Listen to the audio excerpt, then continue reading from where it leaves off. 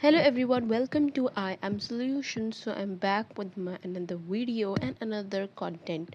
So if you remember, we were doing summary writing and summary writing 3 part 3A. We have done that, and it's time to learn what is the way of attempting part 3B.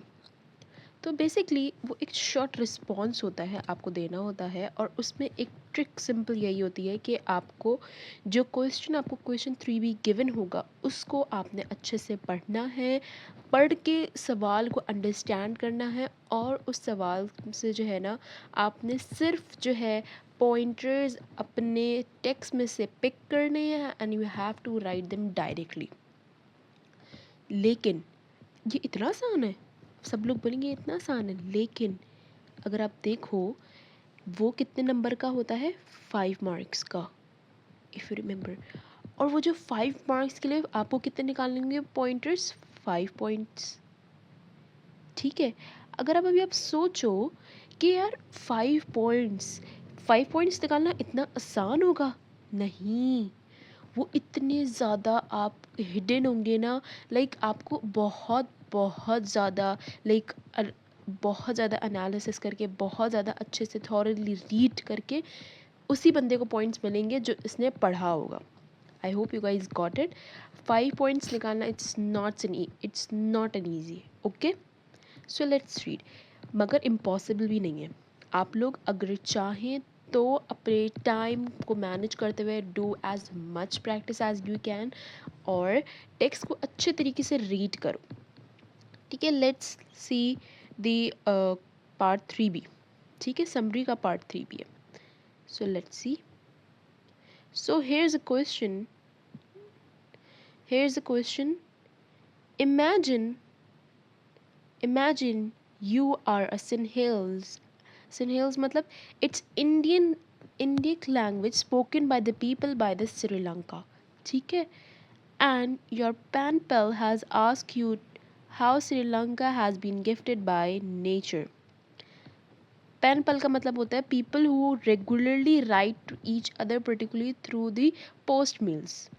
ठीक है, जैसे आजकल तो like Google पे क्या कहते हैं, researches के थ्रू आपको इन्फॉर्मेशन मिल जाती है। तो आपको ऐसे ईमेल्स वगैरह तो ये पुराने पोस्ट मेल तो पुराने ज़माने की बात है, लेकिन आप सवाल को गौर से पढ़ें। देखिए, इसमें 2 डिफ़िकल्ट वर्ड थे, एक थे सिनहेल्स और था एक पेनपल वैसे it's very common word, people who don't know मतलब बहुत रेयर ही होंगे जिनको नहीं पता होगा, वैसे बहुत कॉमन वर्ड है। ठीक है, आगे बढ़ते। Give your answer to the question using information from the text. इसमें बस एक प्लस पॉइंट ये होता है कि आपको अपने ओन वर्ड्स यूज़ नहीं करने होते।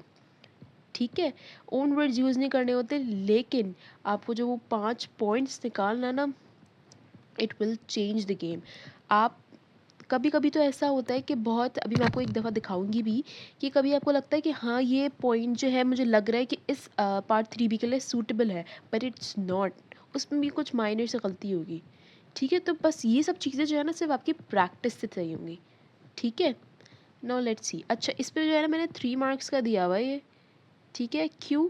क्योंकि इफ़ यू रिमेंबर कि जो हमने जो लास्ट टेक्स्ट किया था वो भी जो है ना क्या कहते हैं, मैंने 70-90 वर्ड्स का दिया था। एंड इफ़ यू रिमेंबर अगर आपको याद हो तो सबसे पहले तो आप मुझे कमेंट बॉक्स में लिखें कि वन क्वेश्चन नंबर 3A के वर्ड काउंट क्या है, और जो मैंने लास्ट टाइम कराया था वो 70-90 वर्ड्स का था, because of we were doing practice, और ये मैंने टेक्स्ट भी बहुत छोटा दिया था।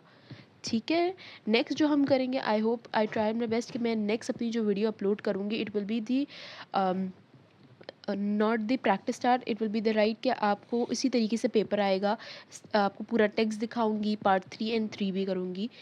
ठीक है, now let's see the question, बिना लंबी करें। Now let's see.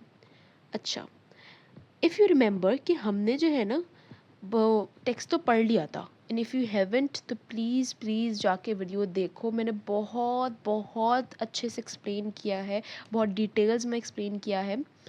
अच्छा, अभी जो हमने क्वेश्चन पढ़ा पार्ट 3B, तो इसमें कह रहे हैं कि जो है ना आपको जो है ना क्या करना है, इन्फॉर्मेशन कलेक्ट करनी है। तो कि क्या श्रीलंका के पास क्या गिफ्टेड है नेचर की तरफ से। So let's see. तो पहली लाइन में if you see the jewel of an island, ठीक है। अब जो है मैं आपको इसलिए बता भी रही हूँ क्योंकि अब आप देखो कि हमने ये टेक्स्ट पढ़ लिया है तो हमें क्या होगा, पूरा टेक्स्ट वापस रीड करने की ज़रूरत नहीं होगी, ठीक है। ये थोड़ा मैंने गैप के साथ वीडियो बनाई है तो थोड़ा बहुत आप लोग शायद भूल जाओ, लेकिन ये है कि अगर आप प्रॉपरली साथ में देखो तो आप नहीं भूलोगे, आपको सारे पॉइंट्स भी याद होंगे, ठीक है। अच्छा, पॉइंट्स निकालने से पहले हमेशा you have to look on what marks. और अभी मैंने आपको पीछे बताया कि कितने मार्क्स का है, 3 मार्क्स का है, तो आपको कितने पॉइंट्स निकालोगे, 3 ही पॉइंट्स निकाल लेंगे, ठीक है। अच्छा, सबसे पहला पॉइंट हमने निकाला है ज्वेल ऑफ एन आइलैंड, ठीक है। दूसरा ये निकाल सकते हैं स्पेक्टेकुलर माउंटेनियस रीजन्स, ठीक है। थर्ड में आप देखें, थर्ड में आपके लिए हो, क्योंकि हमने यहाँ पे एलिफेंट्स के बारे में पढ़ा था, wild elephants roaming, here it is, ठीक है। आप ये 3 पॉइंट्स निकल गए आराम से, ठीक है। अच्छा, अब मेरी एक स्टूडेंट थी, उन्होंने एक आंसर लिखा था जो मैं आपको दिखाना चाहती हूँ, हियर इट इज़, ठीक है। उन्होंने ऐसे लिखा था, and you guys tell me it is right और नॉट। लिखा था Sri Lanka has spectacular landscape including jewel of an island, huge range of elephants and magnificent climate. अच्छा, ये तो सही लिखा है क्योंकि ये 3 नंबर का है, तो ये भी सही लिखा है कि श्रीलंका हैज़ स्पेक्टेकुलर लैंडस्केप। इन्होंने क्या करा, ओन वर्ड्स यूज़ करे, ठीक है, ये भी सही होता है। आप बहुत माइनर से ओन वर्ड्स यूज़ कर सकते हो, but my personal advice, don't use your own words. इसमें बस कोशिश करो कि पॉइंटर्स निकालने में, करेक्ट पॉइंटर्स निकालने पे फोकस करो इंस्टेड ऑफ वोकैबुलरी, ओके, ठीक है। उसके बाद लिखा है including jewel of an island, ये तो सही पॉइंट लिखा है, ठीक है। Huge range of elephant and magnificent climate, यार मैग्निफिसेंट क्लाइमेट तो सही है, it is correct, but magnificent climate जो है ना वो इस सवाल पे सूट नहीं कर रहा। जैसे, क्योंकि हमने सवाल में पढ़ा था Sri Lanka has been gifted by nature, कि श्रीलंका क्या गिफ्ट हुआ हुआ है। यार मैग्निफिसेंट क्लाइमेट जो हर जगह होता है, आई नो वो आपका जैसे चेंज होता रहता है, जैसे सीज़न होता है, लेकिन सिर्फ क्या मतलब हम हर सीज़न में जाएं, क्या है वो विंटर्स हो समर्स हो, कभी भी जाएं, तो श्रीलंका के पास ऐसी क्या चीज़ है जो गिफ्टेड है बाय नेचर। बेशक magnificent climate is gifted by nature, but ये कि हम किसी भी वेदर में जाएं तो श्रीलंका के पास ऐसी क्या चीज़ है जो कि कभी ख़त्म नहीं होने वाली। So if you have guys have a look, तो मैंने अपने स्टूडेंट्स को ये मिस्टेक्स बताई जिससे मैं आपको बता रही हूँ, तो उन्होंने मुझे आंसर किया Sri Lanka has many beach resorts. No, सोचो क्यों, मैं आपको 2 मिनट दे रही हूँ और सोचो क्यों। You guys can pause the video if you think beach resorts, ये रिजॉर्ट्स तो यार आपने खुद ही बनाए, नेचर से थोड़ी मिले हैं आपको, ठीक है। तो मेरा पॉइंट ये है, आई होप आप लोग समझ रहे होंगे कि मैं कहना क्या चाह रही हूँ, कि पॉइंट्स निकालना it's not a piece of a cake, okay. तो हमारा पॉइंट ये है Sri Lanka tea growing areas, tea growing areas, ठीक है, ये हमारा आंसर है, ठीक है। I hope you guys got it कि किस तरीके से पॉइंट्स निकालने हैं। मैंने आपको मिस्टेक्स भी बताई कि आपसे ऐसी मिस्टेक्स हो सकती हैं, तो please please read the question multiple times. आप जब पॉइंटर्स निकाल लिया करो ना, ऐसे जैसे मैंने भी क्या कहते हैं हाईलाइट करके दिखाया है, तो सवाल वापस पढ़ लो, ठीक है।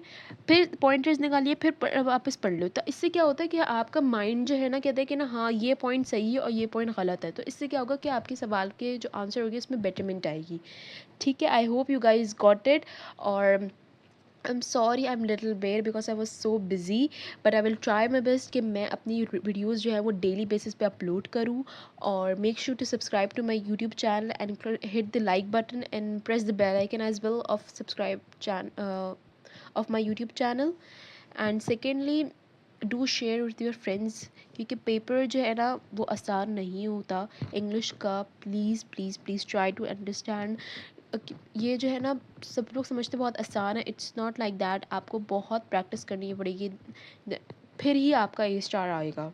ये बात समझ आई? ठीक है, टिल देन अल्लाह हाफिज़, बाय बाय।